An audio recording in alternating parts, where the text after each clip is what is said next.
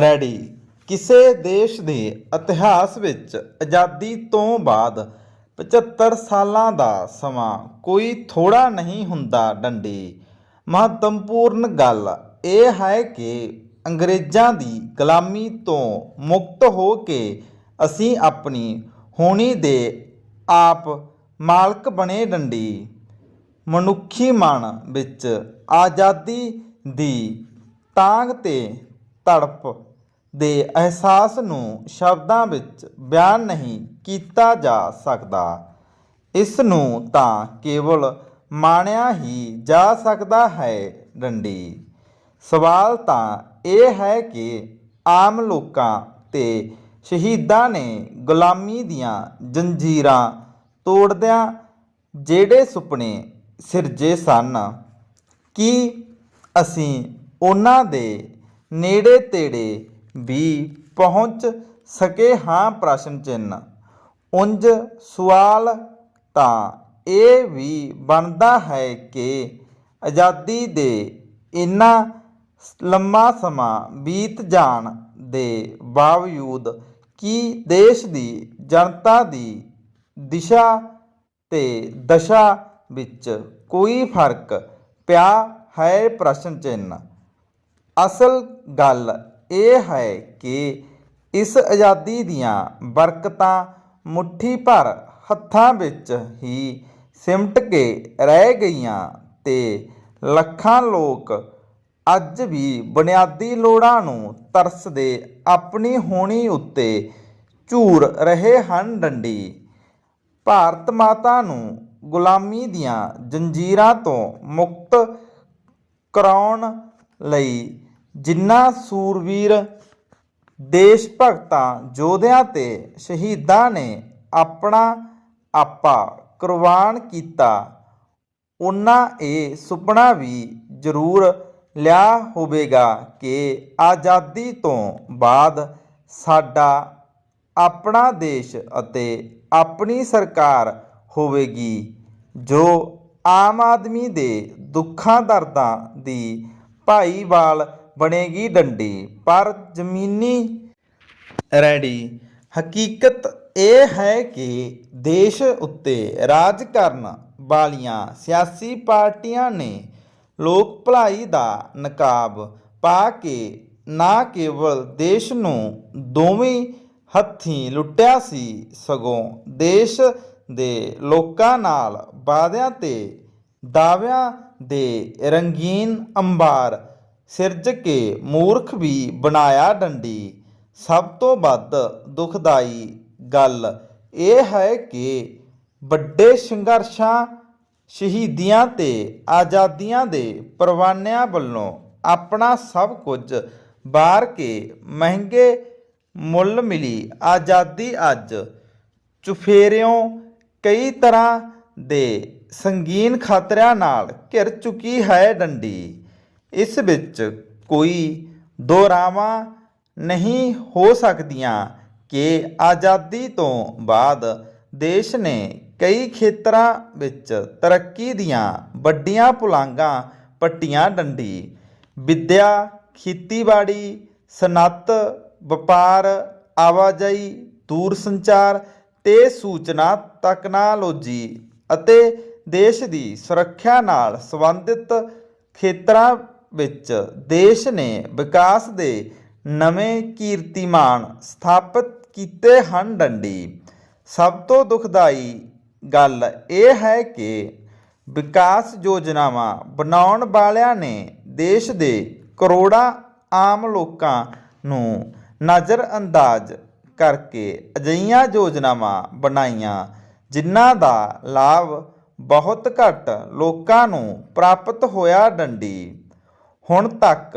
ਵਿਕਾਸ ਦੇ ਨਾਂ ਉੱਤੇ ਦੇਸ਼ ਦਾ ਅਰਬਾਂ ਖਰਬਾਂ ਰੁਪਇਆਂ ਵੱਡੇ ਨੇਤਾਵਾਂ ਤੇ ਪੂੰਜੀਪਤੀਆਂ ਦੀਆਂ ਤਿਜੋਰੀਆਂ ਨੂੰ ਤਾਂ ਭਰਦਾ ਰਿਹਾ ਹੈ, ਪਰ ਆਮ ਆਦਮੀ ਦੀ ਝੋਲੀ ਖਾਲੀ ਦੀ ਖਾਲੀ ਰਹੀ ਹੈ। ਡੰਡੀ ਇੱਕ ਪਾਸੇ ਭੁੱਖਮਰੀ ਨਾਲ ਮੌਤਾਂ ਹੋ ਰਹੀਆਂ ਹਨ, ਕਰੋੜਾਂ ਲੋਕ ਭਿਆਨਕ ਬਿਮਾਰੀਆਂ ਨਾਲ ਗ੍ਰਸਤ ਹਨ। ਦੂਜਾ ਪੈਰਾ ਸਟਾਰਟ।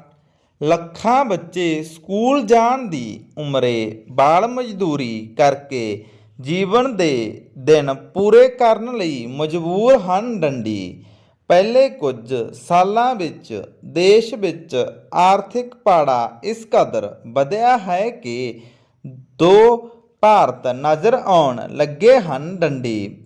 ਇੱਕ ਭਾਰਤ ਦੇ ਬਾਸ਼ਿੰਦੇ ਐਸ਼ੋ ਆਰਾਮ, ਦੌਲਤ ਤੇ ਜੀਵਨ ਦੀਆਂ ਮਹਿੰਗੀਆਂ ਤੋਂ ਮਹਿੰਗੀਆਂ ਸੁੱਖ ਸਹੂਲਤਾਂ ਦੇ ਸਵਰਗ ਵਿੱਚ ਵਿਚਰ ਰਹੇ ਹਨ, ਪਰ ਇੱਕ ਵਿਸ਼ਾਲ ਭਾਰਤ ਅਜਿਹਾ ਵੀ ਹੈ ਜਿਸ ਦੇ ਕਰੋੜਾਂ ਬਾਸ਼ਿੰਦੇ ਅਜੇ ਤੱਕ ਵੀ ਦੋ ਡੰਗ ਦੀ ਰੁੱਖੀ ਸੁੱਖੀ ਰੋਟੀ, ਤਨ ਢਕਣ ਲਈ ਕੱਪੜਾ ਤੇ ਸਿਰ ਦੀ ਛੱਤ ਤੋਂ ਬਿਰਵੇ ਨਰਕ ਭਰਿਆ ਜੀਵਨ ਕੱਟਣ ਲਈ ਮਜਬੂਰ ਹਨ ਡੰਡੀ।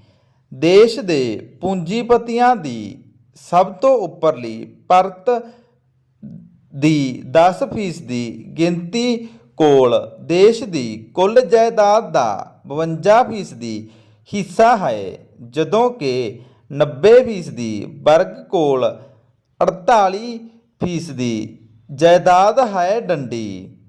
ਦੇਸ਼ ਦੀ ਆਜ਼ਾਦੀ ਦੇ 75 ਸਾਲ ਪੂਰੇ ਹੋਣ ਦੇ ਜਸ਼ਨਾਂ ਵਿੱਚ ਰੁੱਝੇ ਹੋਏ ਦੇਸ਼ ਦੇ ਲੋਕ ਸੇਵਕਾਂ ਨੂੰ ਆਪਣੀਆਂ ਪ੍ਰਾਪਤੀਆਂ ਦਾ ਢੰਡੋਰਾ ਪਿੱਟਣ ਦੇ ਨਾਲ ਨਾਲ ਇਹ ਦੱਸਣ ਦੀ ਜ਼ਰੂਰਤ ਵੀ ਕਰਨੀ ਚਾਹੀਦੀ ਹੈ ਕਿ ਦੇਸ਼ ਦੀ ਵੱਡੀ ਗਿਣਤੀ ਵਿੱਚ ਲੋਕ ਜੇ ਅੱਜ ਵੀ ਆਜ਼ਾਦੀ ਦੀਆਂ ਰਹਿਮਤਾਂ ਤੋਂ ਬਿਰਵੇ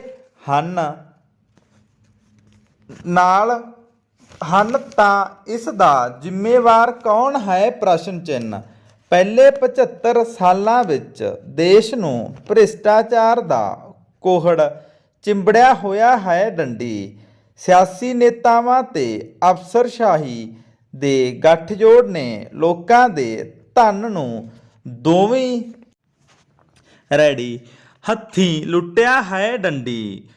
2019 ਦੀਆਂ ਲੋਕ ਸਭਾ ਚੋਣਾਂ ਵਿੱਚ 43% ਤੋਂ ਵੱਧ ਮੈਂਬਰ ਅਪਰਾਧਿਕ ਗਤੀਵਿਧੀਆਂ ਦੇ ਦੋਸ਼ੀ ਹਨ ਡੰਡੀ।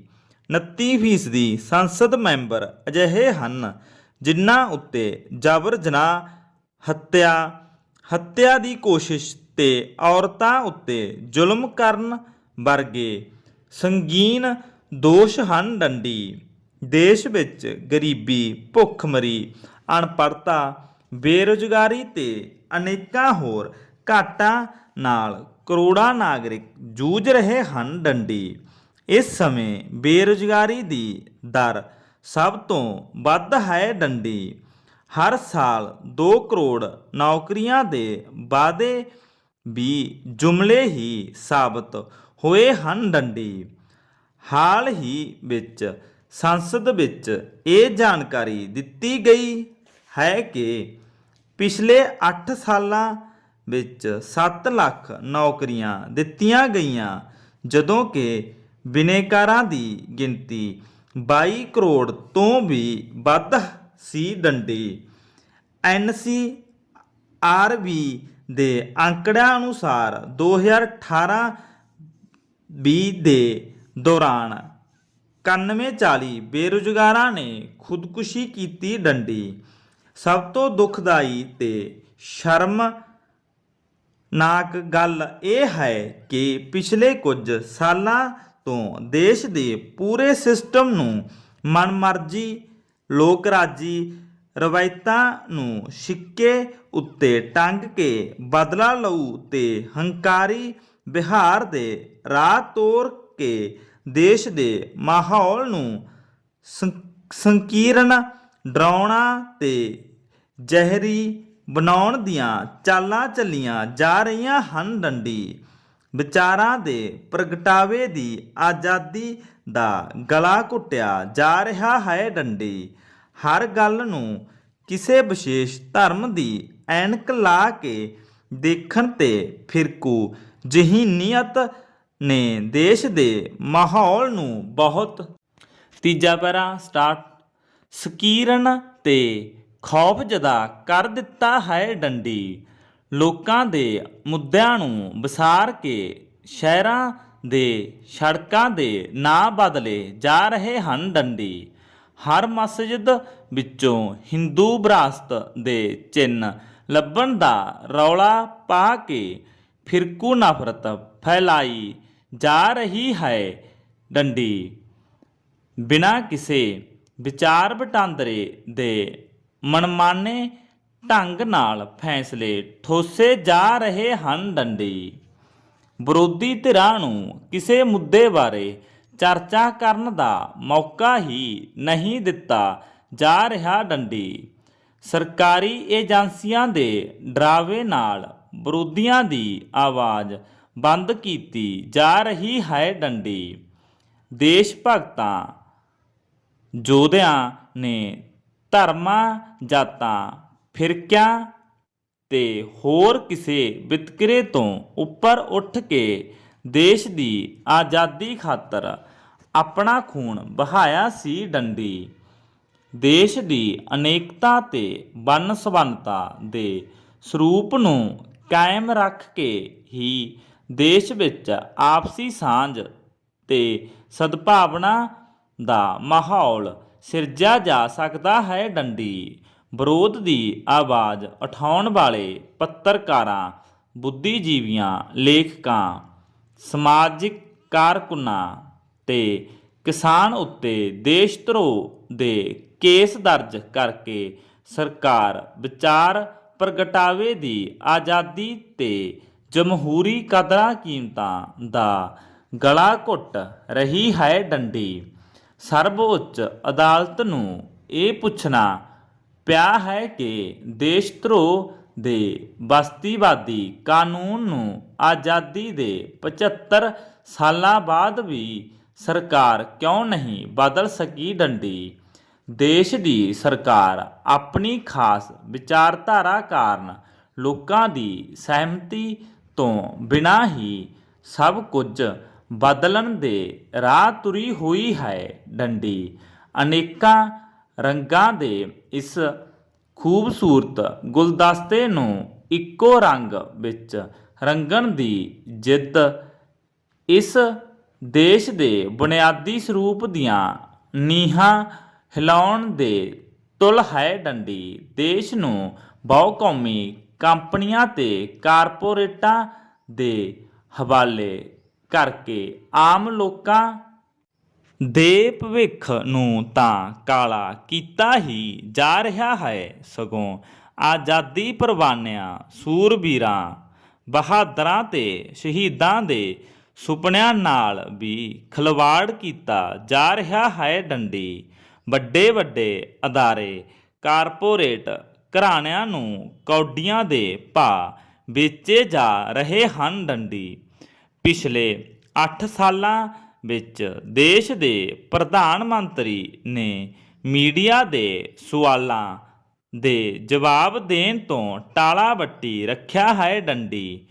ਇਹ ਦੇਸ਼ ਸਭ ਦਾ ਸਾਂਝਾ ਹੈ ਤੇ ਗੁਲਾਮੀ ਦੀਆਂ ਜੰਜੀਰਾਂ ਨੂੰ ਤੋੜਨ ਲਈ ਅਨੇਕਾਂ ਸੂਰਬੀਰ ਯੋਧਿਆਂ ਨੇ ਆਪਣੀ ਜਾਨ ਕੁਰਬਾਨ ਕੀਤੀ ਹੈ।